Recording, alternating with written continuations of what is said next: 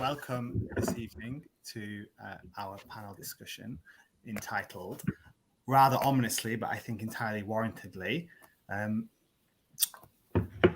Is the UK shutting down dissent? My name is Ian Brown and I am a legal manager here at Good Law Project.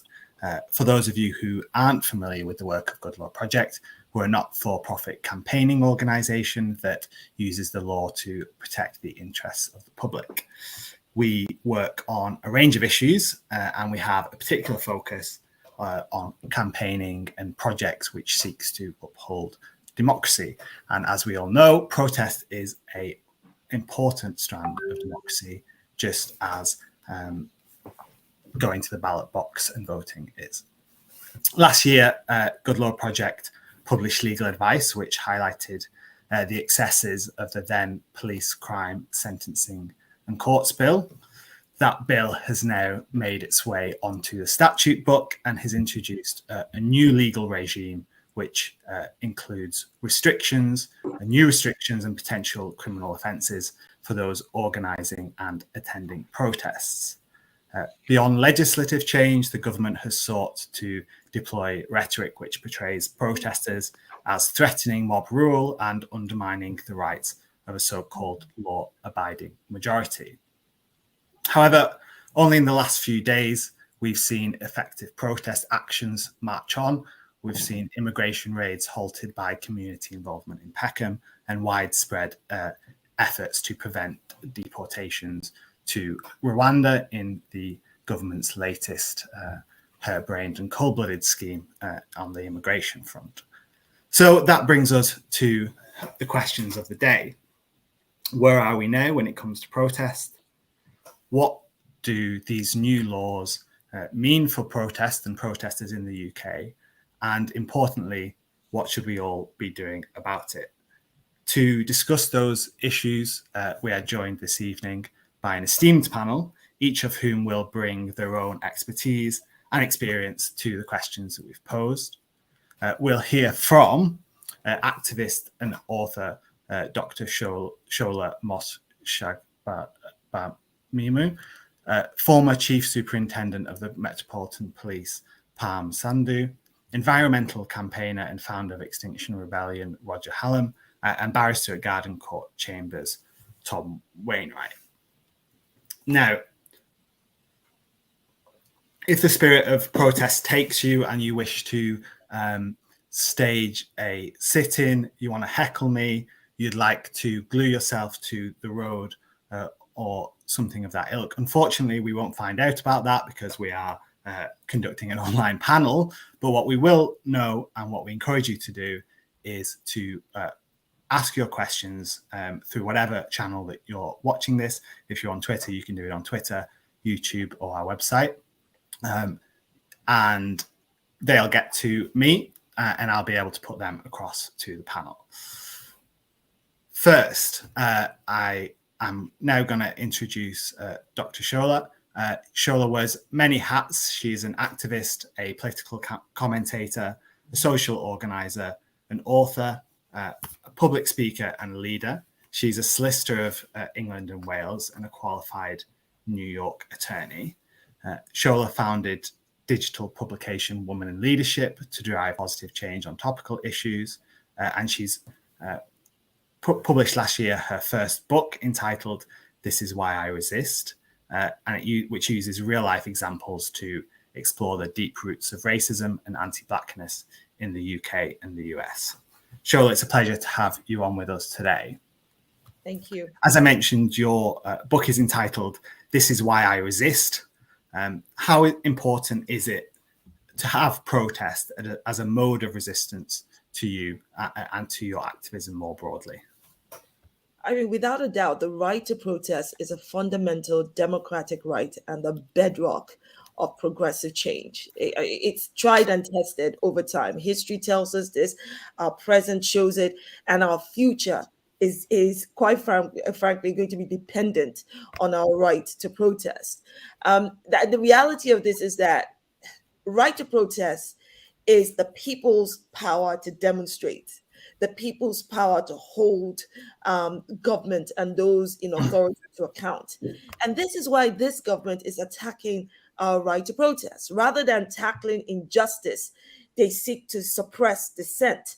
And the Boris Johnson's government is, I mean, look at the different things they're doing. They're restricting voting rights, they're criminalizing protests, denying immigrants their human rights. Our democracy is being eroded before our very eyes. And we are meant to be silent about that? Heck no. I mean, we stand on the shoulders of those who, gave up their lives, their liberty, so that in 2022, all of us on this panel can say, this is what I believe, this is what I want, this is my liberty, this is what I stand for. But what we are seeing with the present British government is the very opposite of it. So, and I think this is because they know that their policies are deeply unpopular. And because they are popular, they know that people want to protest against them, so they want to clamp down on it. Think about the fact that when women gathered to mourn Sarah Everard, the Met refused the vigil. I mean, they violently arrested women who attended. The High Court ruled that the Met's refusal was wrong, and in their judgment, and highlighting that you can't threaten people's right to protest. It is absolutely wrong, and of course, this is a danger to the policing bill of the present government. Think about the Nationality and Borders Bill and how that criminalizes asylum seekers and refugees. We know what that's deeply rooted in. Think about the elections bill that is supposedly meant to ensure UK elections remain fair and secure. Come on. But they want to put in a mandatory voter ID, which we know without a doubt will not prevent election fraud, but will be a cause of voter suppression.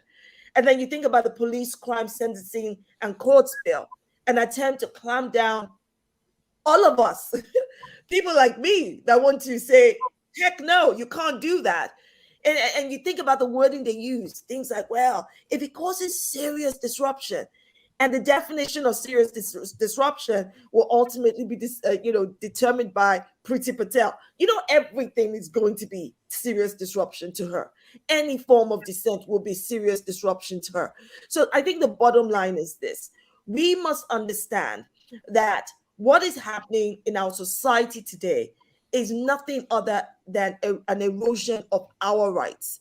We are quick to call out dictators of other countries for suppressing protests and freedom, when this is what this current Tory government is doing, in banning protests they call noisy, in targeting marginalized communities.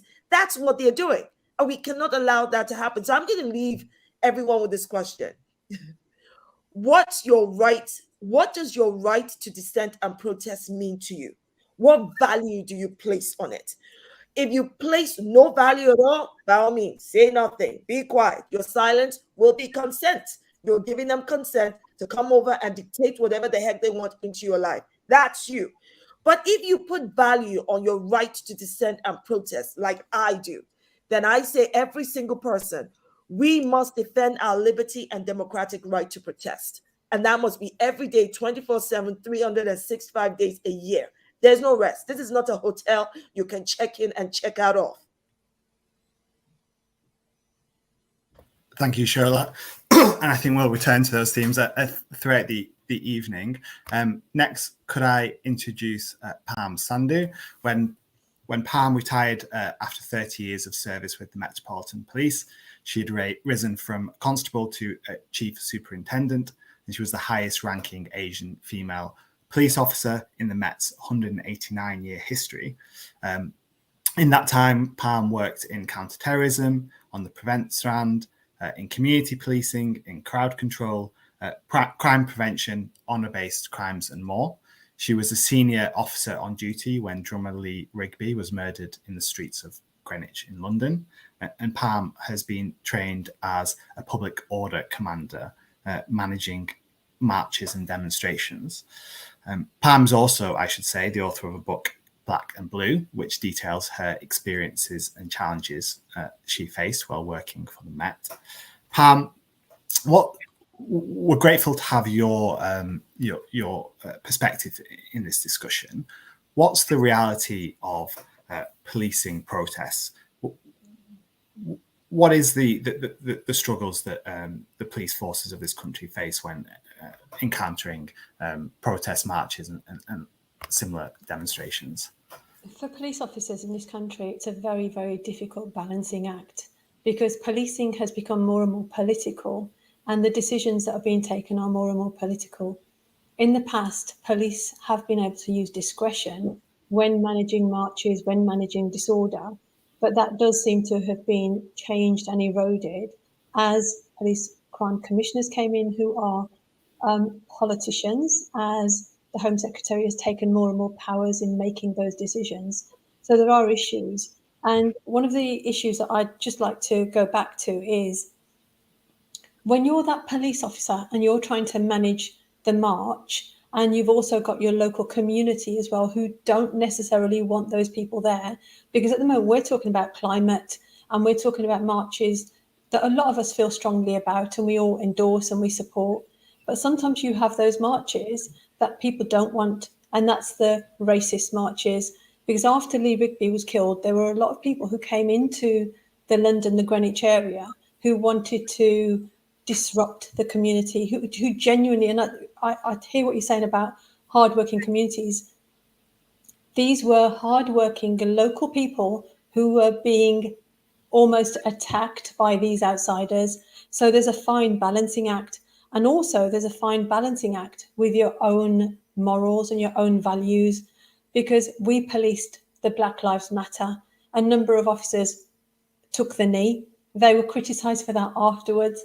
So police officers are not supposed to show their political allegiances, and they're not supposed to get involved in anything, and they're supposed to police without fear or favour. My concern is that policing without fear or favour is becoming political.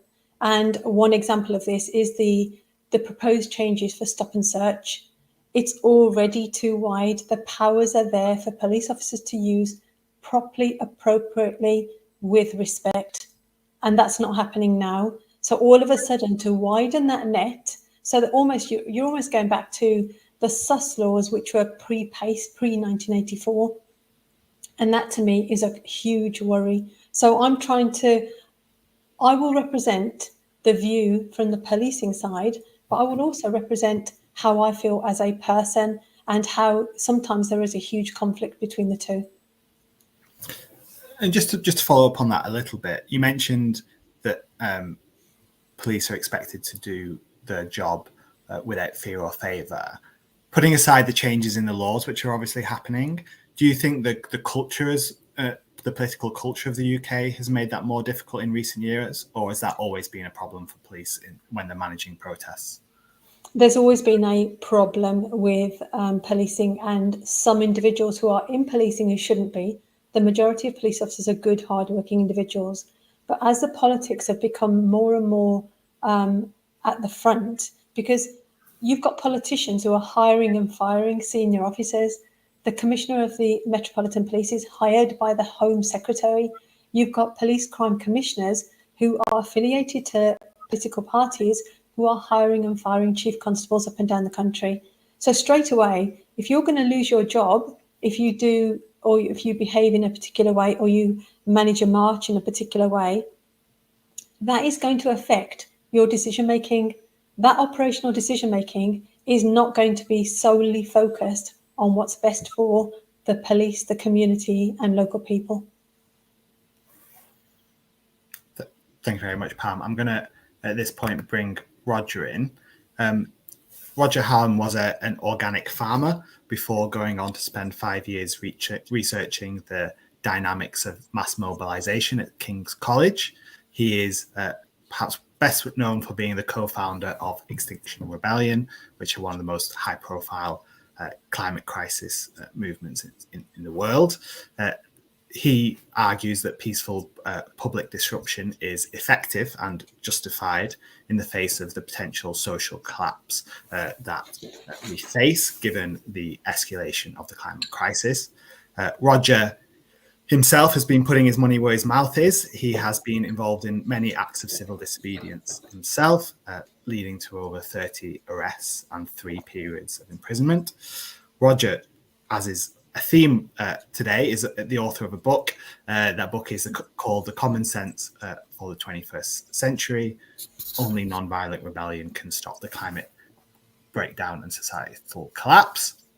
Roger, you have not just been involved in large-scale protests, but large-scale acts of civil disobedience where breaking the law is either inevitable or intended. Do you say that we are always in the position that we can make that call, we can decide when it's necessary and justified to break the law?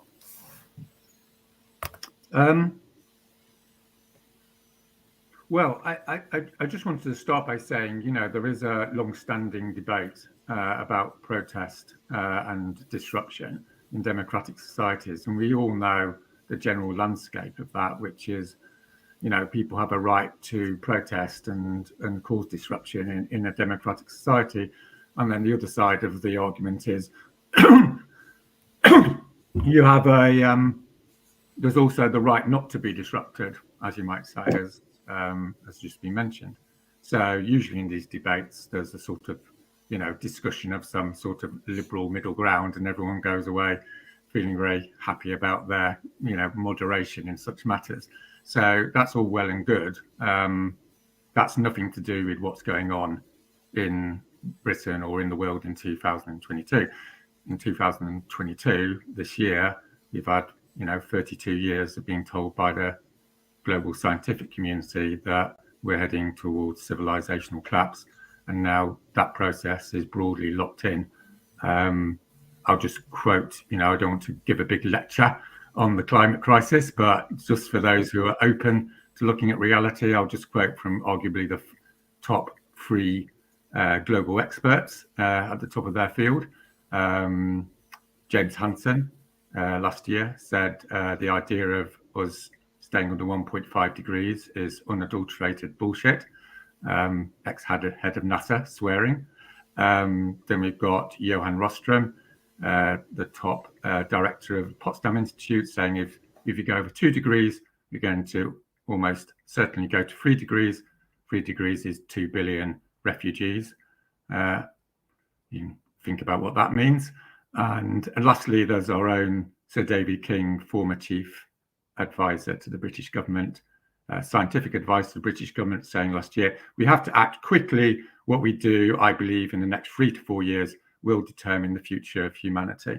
So for those people who aren't familiar with Oxbridge euphemisms, the future of humanity basically means the murder and killing of billions of people in the global south. I'm struggling to have a high level of interest in debates that want to entertain the notion that, in this day, in this context, civil resistance is not justified. And as a person that's done, years of sociological research, I can 100% guarantee that whatever a government's going to put in the face of civil resistance, it will increase exponentially over the next few years because, dare I say it, people don't want to die, particularly the younger generation. So you notice I'm using the word there, civil resistance. I mean, protest is the expression of your discontent with a policy. Civil resistance is to engage in material disruption to the point of forcing a change in policy. They're quite different categories. I know that many people, want to pigeonhole XR or what I do as protest. It's not, as far as I'm concerned. And I'll leave it there. Sorry for the bad news. Bad news, but an important conversation to have, obviously. At this point, I'll bring in Tom. Tom Wainwright is one of the country's, if not the leading, our leading barristers when it comes to protest rights. He is a passionate defender and a strong advocate in his practice in the bar and elsewhere. He is an expert in using protesters' rights to privacy, to free expression, and to free association, all of which are currently protected under the European Convention of Human Rights. And I'm sure those of us who have been following the news over the last few days might feel a little bit worried about noises various members of the government have been making on that front. His recent practice area has included defending protesters associated with the Colston statue toppling, the Stansted 15 and Rotherham 12 protesters, I should say, the Occupy Parliament demonstrations, and has included representing Caroline Lucas. He's also the lead author on the Protest Handbook, which I can recommend fully. Everything I have learned about protest law, I learned from that book, and is useful not just to lawyers in the field, but for people wanting to organise their own protests. Tom, many of us in the audience will have been on protests before. We might have, at the very least, seen them on TV. We might have marched in something of a grand scale in London, like the things Roger has organised in the past. Or we might have, picketed our local library when that was due to be closed. Not many of us will have had the experience of interacting with the criminal justice system in that context. So it'd be helpful, I think, to hear what it's like on that cold face, and what it's like as a protester to have to face criminal charges or arrest. Yeah, I mean, it is, I think, an unprecedented time in terms of attacks on the right to protest at the moment. We kind of need to put that in some context because, this isn't new, the state trying to repress people's right to express themselves. Rather than plug my own book, I'm just going to mention another one that came out last week, which is called Charged. It's by Matt Foote, who's a solicitor, and Morag Livingstone. And what they do in that is they look at the ways in which the state has tried to repress protest, I think starting with the miners' strike, and then going through the bills, the public order bills of the 90s, the clampdowns by the Labour government, and then bringing it up to date with Extinction Rebellion and Black Lives Matter. And they could, one could go back further and go to suffragettes and Peterloo and the ways in which those protests have been repressed as well. But even in that context, I think that the ways in which the number of protesters are being charged, who are going through the courts for these important protests that they're taking part in, they're overwhelming an already worn down criminal justice system that was on its knees before the pandemic. And now the government seems to think they don't have enough powers, despite having arrested hundreds of XR protesters, hundreds of Insulate Britain protesters, a great many Black Lives Matter protesters, and many, many others as well, that's not enough. And so they want to bring in these new powers, which will clamp down even further. And it's worrying from a legal point of view. From a legal point of view, at least we can see there are challenges that we can bring. Some of this legislation, I don't think will still be here, still stand up in, but it may take some time. But from a sort of a personal point of view, and from someone who's concerned about civil liberties and in this country and the state of the democracy, I think the attack that we're seeing at the moment from this government is it's draconian, it's totalitarian, and it's, as I said, unprecedented. So it is a worrying time from the point of view of the criminal justice system and those in it. And Tom, if you're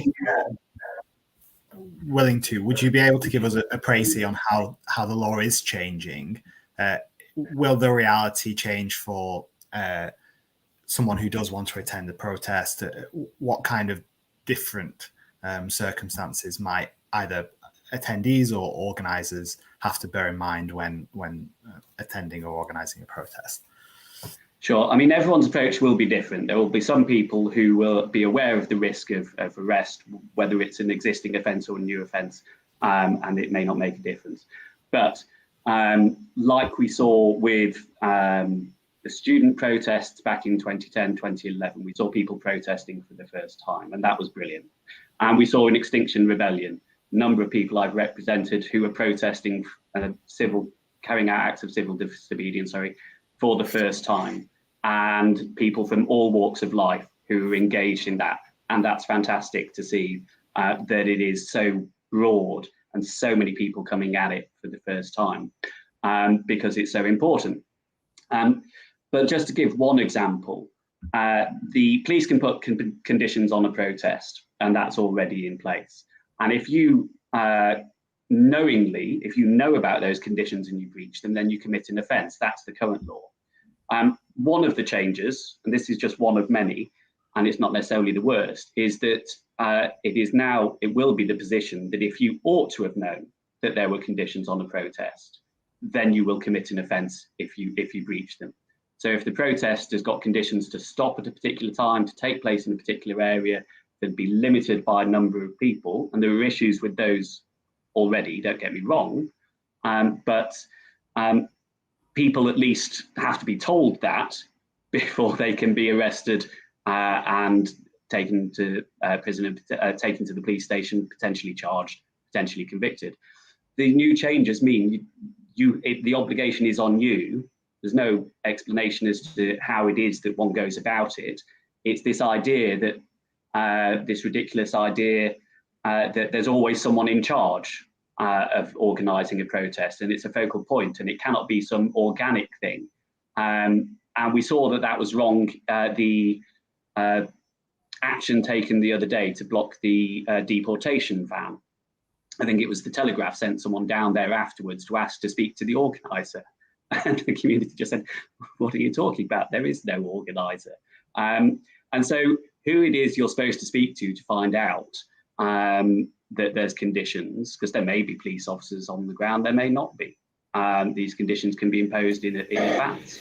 And it's the worry, and my concern is that things like that put people off even going on the protest, because some people, it has less of an impact if they're arrested on their careers and so on. But there are people who, quite fairly, are concerned about being arrested, being charged, going to court, going to prison, in terms of the impact on them and their future. And so it's just so difficult to predict what will happen. And there's other things as well, as the stop and search. If they think you're on your way to lock on, then things like that can be enough for you to be stopped, searched, potentially arrested, and to go through the criminal justice system. It's the chilling effect of these proposals, which is the big concern, that it will put people off before they even start. Thanks, Tom. Pam, from a policing perspective, were the police crying out for these new powers, do you think? And what can we expect if they weren't? What can we expect the police are going to do with powers that they perhaps don't really want? Well, Tom's made some really good points there and covered some of the changes in a very easy to understand way.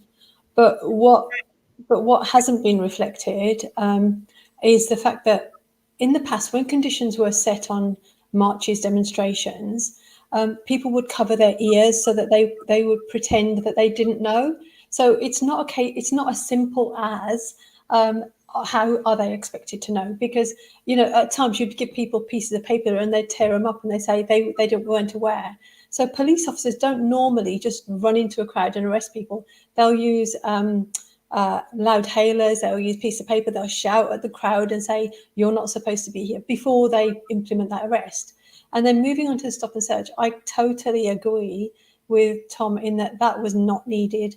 The powers for stopping and searching people for articles which they can cause criminal damage with, such as glue or locking on, that's already there.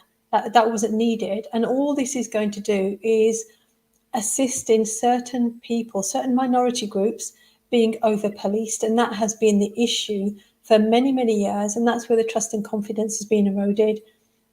So Tom makes a really good point, but there have been instances where individuals have deliberately obstructed the actions of the lawful actions of those police officers, and that's why some of these measures have been brought in, but they're not the right measures. They should have been debated. There should have been more discussion, and unfortunately, one size is not going to fit all, because you can't have these powers for a group like Extinction Rebellion that also covers Black Lives Matter, that also covers the vigil for Sarah Everard, and that discretion isn't there, and you cannot change the response in accordance to what you're dealing with. Thanks. As I said, really, really helpful to get your perspective on these questions.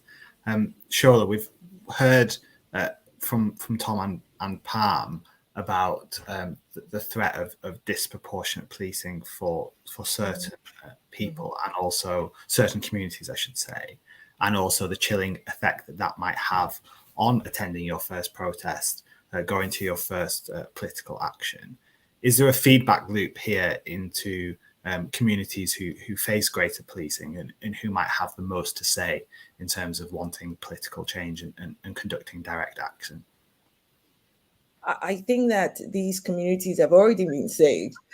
They've already been pointing out that this attempt by the government is to silence them. Look, the way I see this, when the Black Lives Matter protests happened, Boris Johnson's government did not hide the fact that they wanted to silence those who were protesting against systemic racism. They made it absolutely clear, but they used dog whistle rhetoric, making it about statues and those who had the audacity to write something across Churchill's, statue and flags. And, they were using that divisive rhetoric to hit their base, understanding how some people, not all, some people in the United Kingdom think, their trigger points, those that are racist, bigots, those who want to do them versus us kind of thing. So they used that, they targeted that. Then with Extinction Rebellion, because they don't like the way Extinction Rebellion protest, campaign, civil, resistance, using Roger's words, right? They want to clamp down on the method of their own civil resistance, using that as a reason to once again to silence people. And I think this is to Palm's point about trying to use a one-size-fits-all approach, taking away discretion and taking away rights from everybody, leaving discretion to the very people who have the power, i.e. the Priti Patel, who I call Priti deported them Patel, who, leaving the power solely with the government to determine what is a right, to determine who can exercise that right, what is freedom, what is liberty, and who can exercise their freedom and liberty. So these communities, whether it is Black, Asian communities, whether it is those who are fighting for climate justice, LGBT, all those who are being marginalized know exactly what is being done here.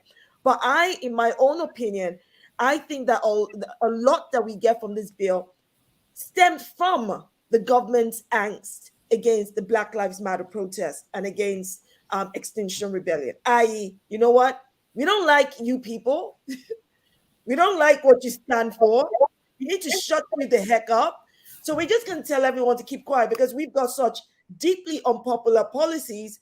I don't want Jane Doe to get ideas from Roger or John Doe to get ideas from Shola. They will definitely be too loud if they're like Shola, and they may be too radical if they're like Roger. So we need to shut everybody up. And this is the problem right there. And these communities know that. The elders in these communities, those who have been doing this a long time, said, hold up, this is wrong. The youth movement are coming out saying, but not only are you saying we shouldn't say anything, you are denying my future right to dissent against something you're going to do against my future. And so people are saying, we need to stop this now. And I think that there's a lot in there for marginalized communities to continue to push against. But again, this boils down, and I'm going to wrap up with this, but This boils down with how we exercise our fundamental right to vote. People, if you had voted the right way in the first place and not put a buffoon, an incompetent person in number 10, I would not have to deal with this nonsense of having to talk about something that is, fundamental to our rights. We should not be talking about this. What we should be talking about is tackling injustice. We should all be saying, okay, this is the injustice, and maybe having a debate on how to tackle that injustice, because we may all have different ways to tackling it. But now we're all at base one, which is, ooh, what is injustice? Well, I don't know if that's injustice. Palm's point about people putting their hands over their ears because they're comfortable. Because whatever is going on, right, they want to keep the status quo. The status quo, especially like when it comes to systemic racism, the status quo there, what it does is basically to eradicate the rights, the liberties of Black people, ethnic minorities, to feed white supremacy. So those who are like, well, I don't see the problem. Well, that's because your life is benefiting from that nonsense. So if people did the right thing in the first place by not putting fools in power, we will not have to be wasting our energy trying to remove the said fools from power. I will stop there. We could hear much more from you, Shola. Roger, I'd like to bring you in. You mentioned the distinction earlier between protest and civil resistance. Would you make a case that actually sometimes facing disproportionate policing can be an end in itself for civil disobedience movements? Can over-policing, brutal policing, oppressive policing, can that sometimes catch the eye of the public and cause sympathy from the cause, for the cause, I should say?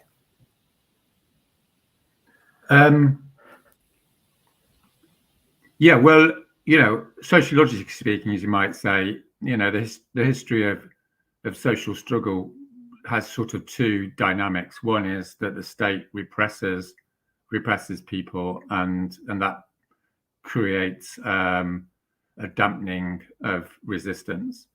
And the other dynamic is that there's a backfiring effect, and it empowers people through their rage to enter into a high level of resistance. So if you want to have a sophisticated analysis, you have to accept that both of those dynamics usually happen at the same time. So, in the civil resistance sort of mobilizations, there's a continual framing battle, as it were, over what it actually means to potentially be facing 2 years in prison. So what we're arguing is that basically it's simply a move by a criminal elite. There's no element of law there, as Palmer sort of indicated. It's not a law. It's a gambit.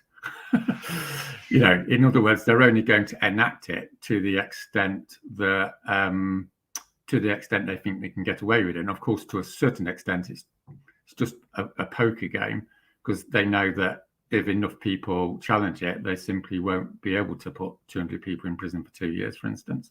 So I think a lot of the debate, as far as I'm concerned, is basically using the opponent's frame, which is this pretense that number one, that they're creating laws rather than power moves, and the other pretense that this is some sort of reductive materialistic dynamic, that you get a law and everyone isn't allowed to protest. That's like the logic of the oppressor, as you might say. The logic of liberation is that I can do what I want. I'm a citizen, I'm a human being, and if I see injustice, then I will act upon it. And I'm proud of that. In other words, my power isn't taken away from me by the government or by some bunch of pathological criminals that are destroying the rights of the next generation. My power comes from my own culture, my own tradition, my own self-understanding, and from the community that I'm from. So I think, I think in so much as we're interested in, the subliminal sort of like agenda here, which is how to create a better society, or at least not see society collapse. I think we shouldn't really be debating the police bill. What we should be debating is the primary determinants of social change, and they are activist organisation, the ability to mobilise effectively in communities, and secondly the ideological element of people entering into their own power in community rather than buying the frames of Priti Patel, dare I say it. So that's what I'm interested in. Exactly. And we talked. You talked there, Roger, about the distinction between sometimes you'll get a backlash, and sometimes the oppressive forces of the state, should we say, will dampen down those community groups, those change makers. Tom, you work in the criminal justice system a lot. How does the criminal justice system fulfill the political desires of the state to damp down protest? Are there instances where judges or juries or agents within the system maybe don't turn a blind eye to protest cases, but at least give recognition that we shouldn't be dampening down the progressive spirit of the people who are ending up facing criminal charges or arrests? Yeah, I mean, it's interesting because really the strongest protection we have is the European Convention. And as we've already mentioned, that is constantly under threat from the state. But that is what we can use, what as lawyers is often the primary force that we can use to control the legislation that's passed, because it has to be subject to the right to freedom of expression. It's not an absolute right, but it gives very strong protection to that right, to the freedom to associate, and to all of these other important rights. And so what we as lawyers specialising in protest have been able to do is either on a broader basis challenge legislation which has been drafted in a way which overly restricts that right. I would imagine, whether it's through a criminal case or a civil case, the restrictions on noise protests will be subject to that, because I think that they are, again, probably some of the worst aspects of the bill. The whole point of a protest is to disrupt, is to get people's attention. You can't stop people protesting because it might do the very thing that it's supposed to do. So there are ways in which that can be challenged, or it can be challenged. We challenge it on an individual basis. So in the particular facts of the case, this is an undue interference with that right, if this is overly oppressive. And when that's in front of a jury, I think most of the time juries get that, juries understand that. And that's why juries are so important. And that's why most of the time the government want to restrict trial by jury as much as possible, because juries will say, as long as you can get a defence there, and a lot of the time at the moment, certainly you still can, that this isn't right. And we're not going to convict. We think this person was doing what they should be entitled to do and exercising their right to protest. So within confines of that, then yeah, there are examples of juries doing the right thing in those circumstances. And there have been cases which used to be few and far between, where juries in the Shell cases that took place last year, and the protests, a number of the Extinction Rebellion protests, where juries have acquitted where there doesn't seem to be a defence, and obviously that's caused great deal of outrage on behalf of the government. And so they try and appeal those decisions, appeal the decisions of law, and bring in new legislation to make sure it doesn't happen again. But these are protest cases are particularly important because they are important issues facing a community. So it's the community who should Can I just interject here, right? I think framing what Extinction Rebellion is doing and Just Stop Oil as a protest sort of completely misconstrues what's going on here. I think what lawyers have to entertain is that the government is engaged in a war against the British people and against the next generation. This is not an area of politics, not an area of protest. It's an area of pathology. And if lawyers continue to entertain the nonsense that we do not have a right of necessity to stop a government, then you're going against your whole Lockean heritage. John Locke, as you know, said people have rights and they have a right to protest. But he also said people have a right to revolution. People have a right to revolution when the government engages in activities that destroy the livelihood and rights of the people. So the liberal political lawyer class has to understand that our heritage has a dual element. It says, yes, we have rights to protest and we have a right to revolution when the government's engaged in genocide. I think we'll actually get on to, I think, probably some of the distinctions between moral and legal rights in some of our Q&As, which will be coming up. So please do try and get those through if you have time in the audience this evening. I want to get, before we turn to the Q&A, so I'd like to get Palm to respond. We've heard how essentially the police are being drafted into a political war. I think Roger framed it as pathological. Where does that leave police when they're essentially the tools of politicians who are using them arguably for political reasons rather than law and order? Just going back to the two comments made by Tom and by Roger, this is where the one size doesn't fit all. People do have the right to stand outside Parliament and chant and shout and have their voices heard. That's what it's all about. That's what you go there for. But when they're chanting outside a school, or maybe that school's been used for vaccinations or something else, is that right and is that proper?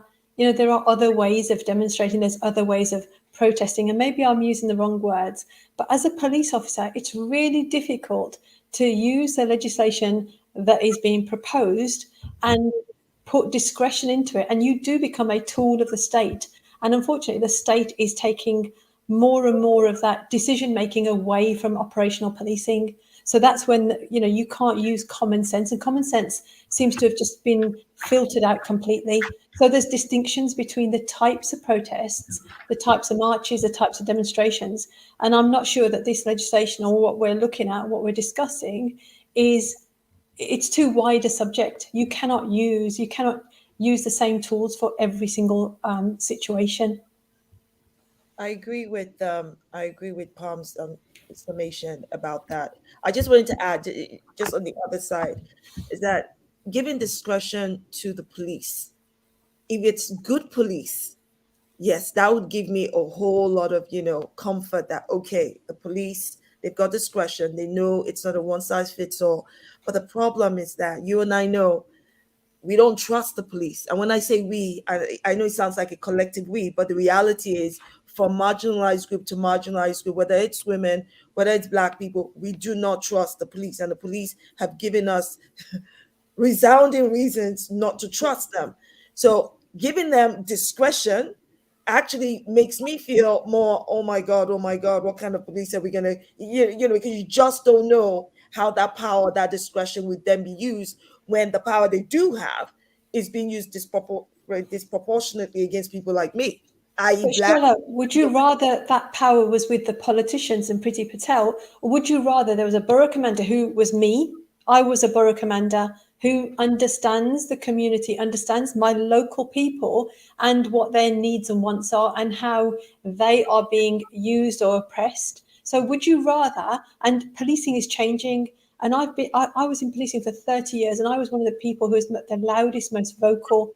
And it's got to change, and the demographics have got to change. More women, more ethnic minorities, more underrepresented groups. But that's what the question is. Do you want local police officers to have that discretion, or do you want the politicians at Westminster to make those decisions for you? I want good police to have the right discretion and the right power. The problem is I don't know who that good police is. So yes, if it's you, given your experience, given what people know of you, there is, and within your community, there'll be a sense of security that, okay, Palms are the case. We know we can trust her. But the reality, Palm, is you and I know that the good apples in the police institution are few and far between. That is the problem. The bad apples are so rotten, right? And it's not just the bad apples. The entire system, instead of working to protect and serve all, are more than likely protecting and serving the police institution. So the problem here is that lack of trust, both in the politicians, especially in this particular government, and in the police, because of what the police have been doing. Oh, Ian, you're on mute. Thank you, Sheila. I'm going to jump in there with a question from our audience, which is one of a theme that we've got. This is from Philip. He says, "We think that these policies are unpopular, but many people voted for it. How are we going to change the minds of people that vocally support this government's policies?"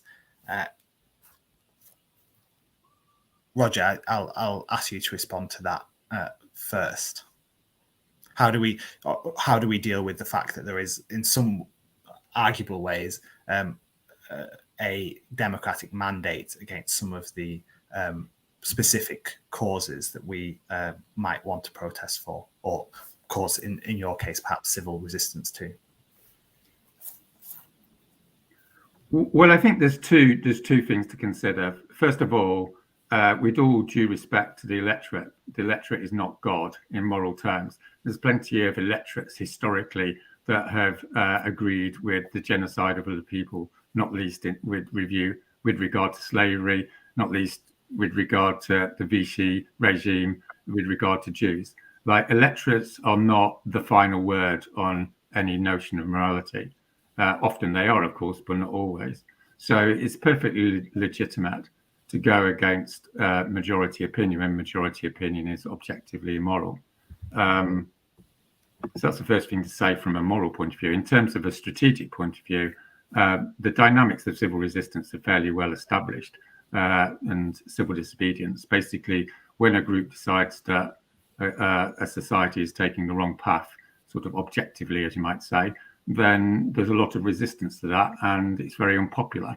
As people probably know, in 1961, Martin Luther King was the most unpopular man in America. Didn't stop him doing what was right. And then at a certain point, there's a tipping point, and then people go, oh yes, they were right.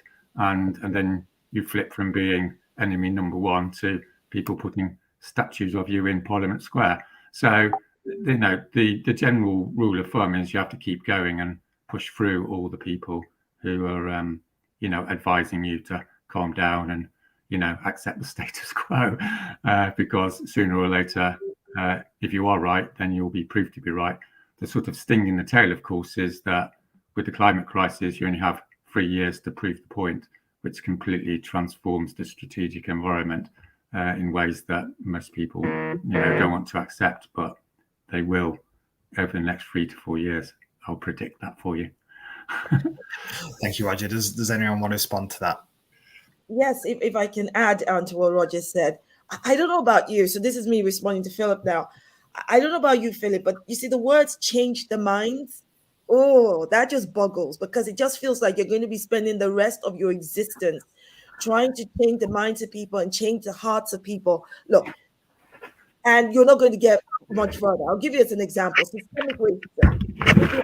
This discussion during my parents' time, during my grandparents' time, during my great-grandparents' time. Heck, I can go way back into the ancestors, but Jack all has really changed, fundamentally changed. And I know people who say, oh, but look at you. Look at what you achieved. Look at what Black people are doing. Well, if that's the way you want to measure it, then why do we still have systemic racism? And that is because there are people who do not want to change. You cannot wait for people to win their hearts and minds. You can't wait to be soft on an issue that's causing degrees of discomfort in people's lives. So what we need are those who are awakened to the real issue, and those who are passionate about it need to use everything the good Lord has given them to drive the change. Those who are not so sure should educate themselves and join the change. Those who have been silent need to stop being silent. Whether it is people understanding what can I do better to be fully engaged, to be to be an advocate visibly, whether it's in my workplace, at school, on the high street, or in the boardroom. Every single one of these platforms are platforms for people who truly understand what the issues are with this government's policies to actually drive change and engage in discussion. But some people don't want to do that. So I'm sorry, Philip. If you ask me, where would I rather use my energy? Spending time having a conversation over a nice cup of tea and ginger nut biscuits to make people feel comfortable about a really serious issue, or getting on that front line. People, getting my cap out, and please, let's get into it. I'll tell you now, I do not have the energy to waste on cup of teas. I have the energy to do the fight on the front line with this government and any other government that's looking to suppress our rights. So forgive me if I don't join you for the cupcakes. What I want us to do is get on the front line, agree how we drive new measures, get rid of this government, put in the right people. And please, before people go, but you can never trust politicians. I never told you can trust politicians. I didn't tell you politicians can be perfect. They're human beings just like us. But we've got the right and the notion and please, the intelligence to put the right people in power, to hold them to account when they fall short. And if they don't do the right thing, vote them the heck out. We're the shareholders, people. If the United Kingdom is a company, Boris Johnson is just a CEO. What do you do with CEOs when they get things wrong? You sack them. That's what you do. So you sack him and his cabinet of incompetence. I should stop there. That's how you change minds. That's how you change minds. Thank you, Charlotte. I think it would be remiss of me not to end on such a strong call to arms. So with that response, thank you for the to today's panelists. I have been wowed by everyone's insight and experiences that they've been able to bring to this discussion. Thank you again to the audience at home as well. We didn't get to as many questions as I would like to, but there you go. There's a lot of things we need to cover in an hour. We will, over the next few hours, we will be passing on the information of our different panelists through our social media channels, so you can follow them and their work. As I mentioned, they're all people with books out. If you want to read into the particular expertise any further, and yes, with that, you can. I'll say only thank you again, and I'll let everyone go and enjoy what, at least in my part of the world, is a lovely evening. Thank you very much, guys. Thank you.